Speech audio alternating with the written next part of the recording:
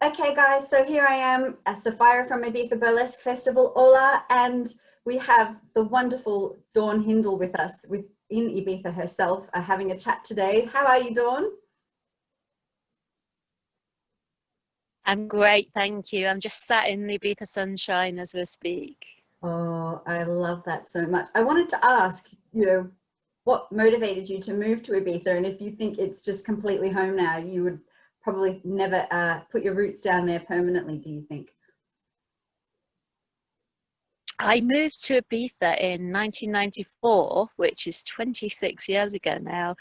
And we initially came out here because we were running a club night called Manumission, which was a very big sort of 10,000 capacity weekly event that actually ended up going into the Guinness Book of Records as the biggest weekly party in the world.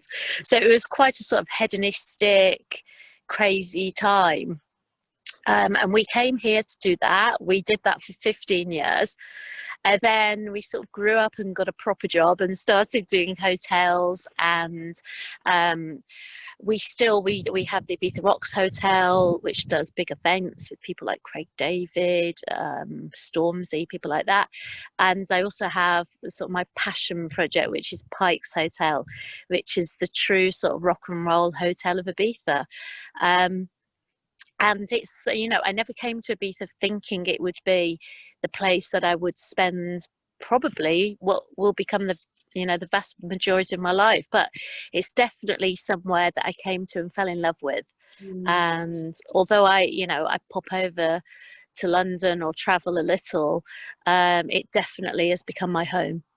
Yeah, I think it's a spiritual home for a lot of people, and I can completely understand how you would just be able to feel at one there because it's very peaceful and liberal, and the constant sunshine is pretty attractive.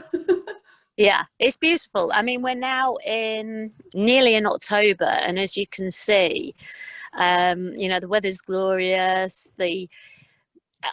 This year the beaches are completely empty. The water's crystal clear. You can still swim. You can still, the Mediterranean way of life, the lifestyle, and the climate is, I think, really very, very special. The sunlight is, it's got this beautiful sort of sun-kissed light, and I think everything just feels a little bit better when you're under the sun.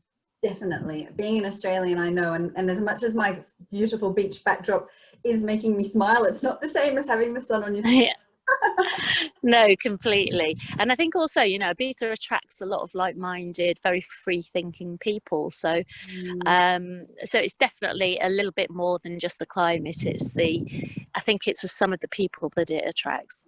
Definitely. And so Manumission's really interesting because we're tributing Kylie Minogue for the whole festival. She was on the island, I realized as I started to research, far back as 1995 at Manumission. And then when I was there for my honeymoon in 2014, back again. And I think I've seen a picture of her in the Pikes Hotel reception many moons ago. So, honestly, your contribution and being part of Pikes as well has just been incredible, the music history.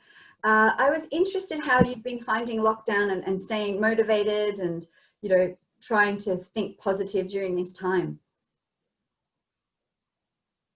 Yeah, I think it's been very, very challenging for everybody. I think it has been less challenging probably for us over here, although Ibiza Spain in general had, I think, one of the strictest lockdowns in Europe. We literally couldn't leave the house for 3 months, apart from going to your local store or the pharmacy. That was it. And so the climate, by having a lifestyle where you're very much eating very fresh food.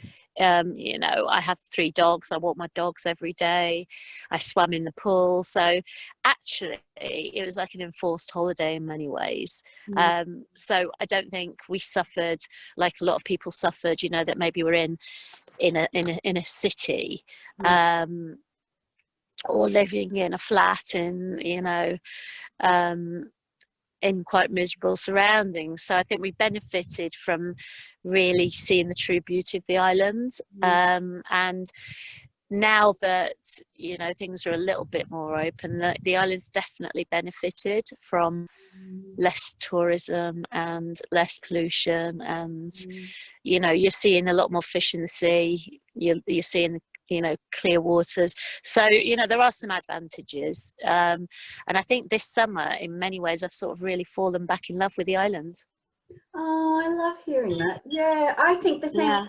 60% less air pollution in London because of lockdown. And I just looked at so many more insects and birds, and I could hear birds, and some of that was just beautiful, because I thought, wow, this is what it would be like. And it is possible to live this alternative life if we think about it, maybe not commute so much into cities and things. So I don't know, I think we're on a quantum leap in the way we live, and certain things will stay the same and certain things will go back. And yeah, I've been finding, doing a lot of being in nature and just quiet time has been how I've managed the strange period, because I'm quite a social butterfly, and being at home for 8 days straight, I didn't know myself. I was like, when was the last time that's happened? The final question, you've got a very busy day, but I was just curious if you'd have any funny stories to share, because you have obviously had a very colourful career, and would you care to share a funny story or embarrassing moment? Oh, wow. Oh gosh, I'm trying to think what I can share. We've got, obviously we now have Pikes Hotel, which is, you know, it's a legendary rock and roll hotel.